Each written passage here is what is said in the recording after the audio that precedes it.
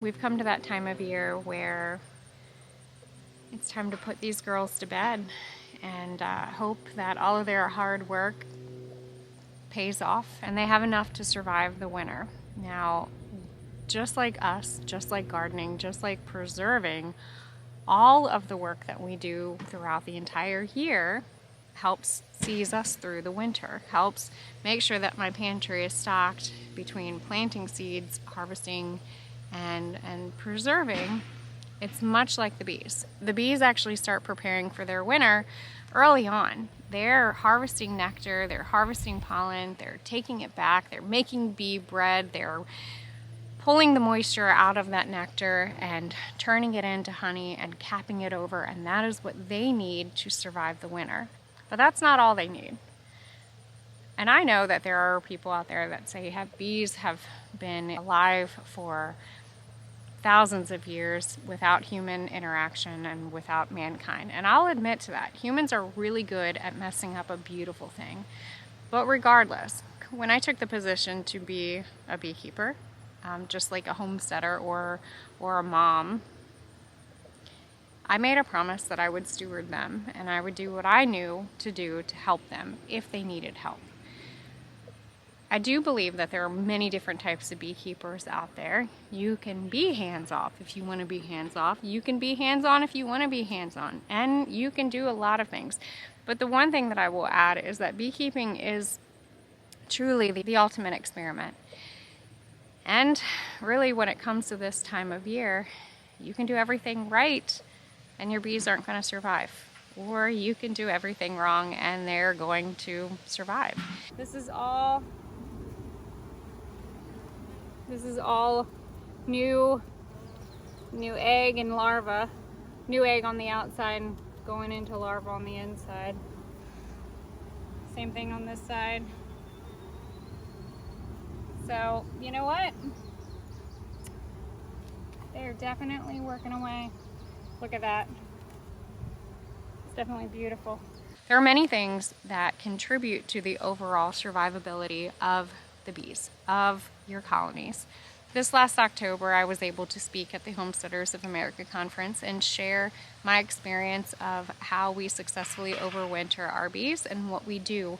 But I've taken what I've learned when it comes to beekeeping and tried to put it in a perspective that's a little easier to understand. If you take the time to actually learn what the bees are doing, it'll in turn make you a better beekeeper. I do have plans in the works to actually launch our first e-course on beekeeping. And I have a few different topics that I want to talk about. Getting started into beekeeping and also obviously beekeeping throughout the season and preparing your bees for winter are going to be one of them. I've had a lot of people reach out and ask, and so that is something that we are going to start offering. And my goal, and I'm putting it out there because I know if I put it out there, that means that I actually have to really do it.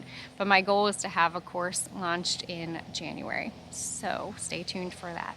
But for now, these girls, I gotta do one last hive inspection and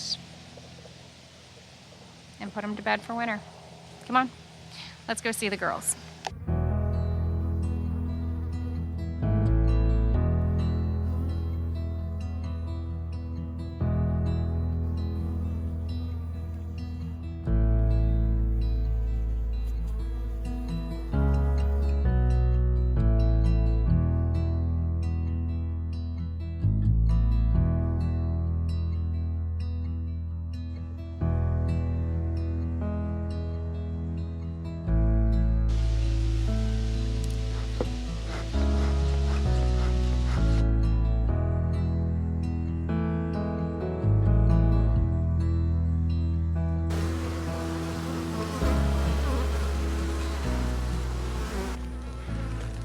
So I mentioned before that this time of year we do hive inspections like under 15 minutes a piece.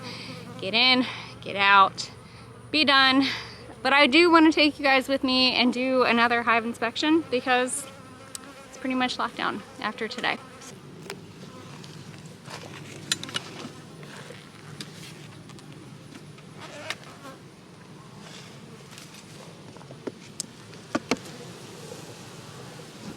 Well, hello. I I gotta clean up some of that burr comb. What are you guys making for me?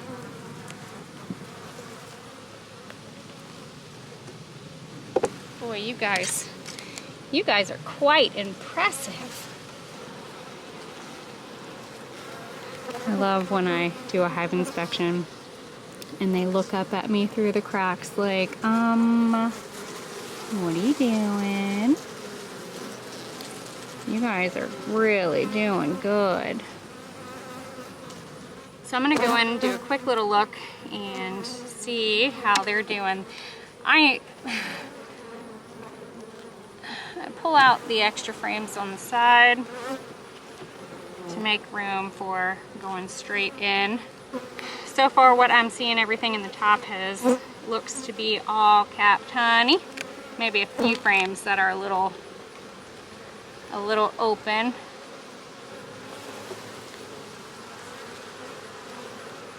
Oh yeah. They're doing a pretty good job. They're heavy working on that nectar.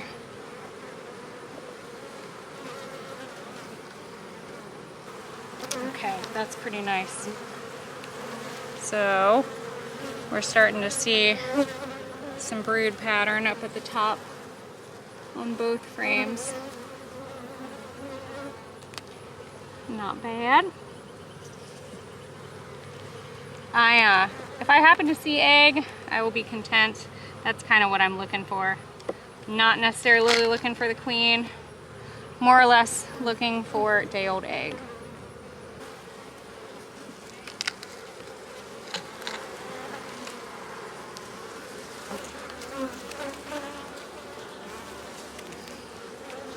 Yeah, this one's heavy with nectar.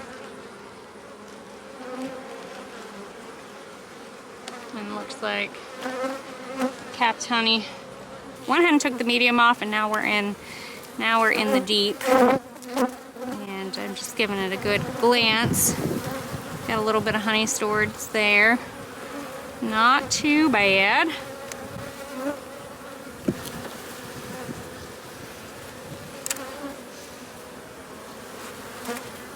This time of year, they really do a good job about propolizing everything.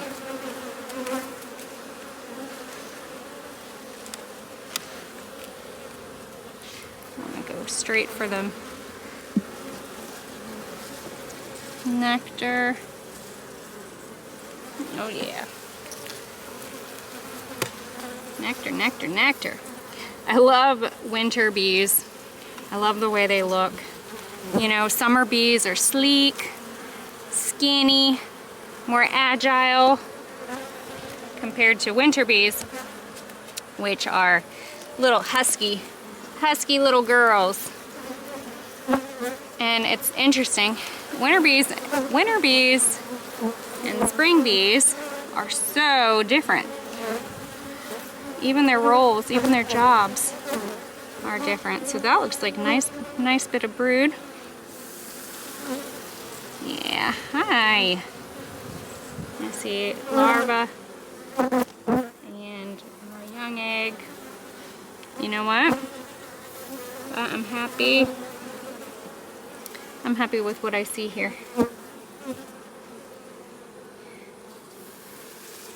The brood looks good. So far, so good.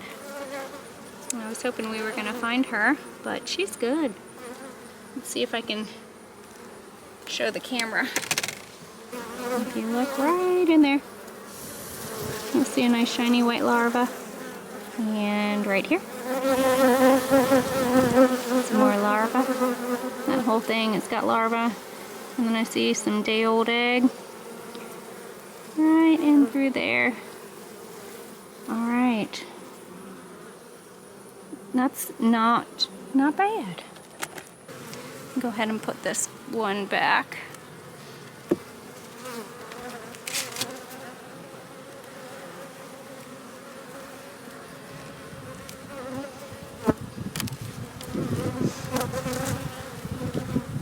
You know what? I am happy with what I see. It's time to let these girls, let them be.